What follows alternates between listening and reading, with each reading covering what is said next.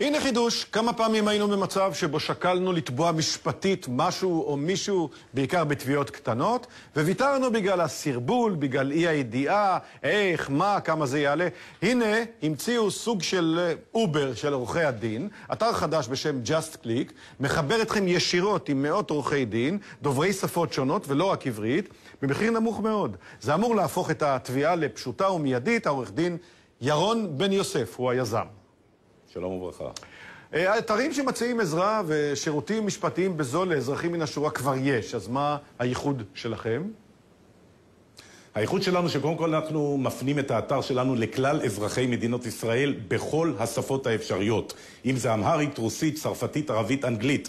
אוכלוסיות שבדרך כלל לא מונגשות לבית המשפט לתביעות קטנות, והנה ההזדמנות במחיר השווה לכל כיס על ידי עורך דין דובר השפה שלהם, גם שמציג את המוצר ולאחר מכן עורך את התביעה הקטנה ומגיש אותה לבית המשפט, זה ייחודי בארץ, זה עדיין אין. זה רק תביעות קטנות במקרה הזה? אנחנו כרגע מתחילים בפיילוט של תביעות קטנות.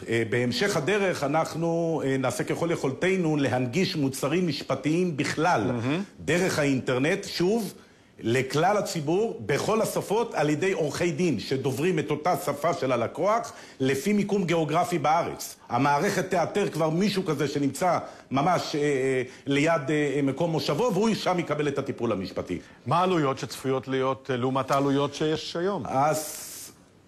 אז שוב, הסכומים, כמו שאמרתי, הם באמת שווים לכל כיס. המינימום של שכר הטרחה הוא 200 שקלים, והמקסימום הוא 600 שקלים, כשאני מזכיר.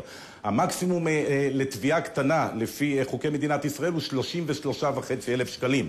זאת אומרת שגם אם לקוח יתבע בסכום כזה של 33,500 שקלים, הוא לא ישלם יותר מ-600 שקלים סך הכל למיזם עצמו עבור הטיפול המשפטי המלא, ניסוח כתבי טענות, צירוף מסמכים והגשת התביעה בבית המשפט המתאים והנכון. ממה אתם תחיו? אנחנו יכולים לחיות גם מהסכומים האלה. ברגע שמדובר בכמויות, אז אין ספק, אף אחד לא מתכוון להתעשר מזה, המיזם הוא מיזם חברתי. כלומר, אתם תחיו על עמלה, אבל בכל זאת מהמחזור של האתר, אני מניח. אנחנו מן הסתם עובדים גם, כן, גם על עמלה, גם אנחנו מכינים את התביעות. שוב, כולנו עורכי דין, גם עורכי הדין שיערכו את התביעות, גם אנחנו היזמים, גם אנחנו נשב ונערוך תביעות. תודה. תודה רבה, גדי. טוב, פרשננו, לא מספיק שיש כל כך הרבה 60,000 עורכי דין ולרובם אין כל כך עבודה, או לפחות לא שכר, אז עכשיו גם הכל יהיה ככה בסכומים כאלה, ליאת. שנייה, רגע, כן. את בעד, נגד? אני לא יודעת, לי יש איזושהי תחושה שהמיזם הזה לא יחזיק הרבה זמן מעמד. למה? כי הוא יוריד את המחירים של עורכי הדין, אתה יודע. עם כל הכבוד ליוזמה הברוכה ולרצון לגזור עמלות, אני עדיין נזכרת במאבק של עורכי הדין נגד לבנת פורן, זוכר? בטח. שהיא לקחה להם קצת את הפרנסה, אז עכשיו יקחו להם גם את הפרנסה פה.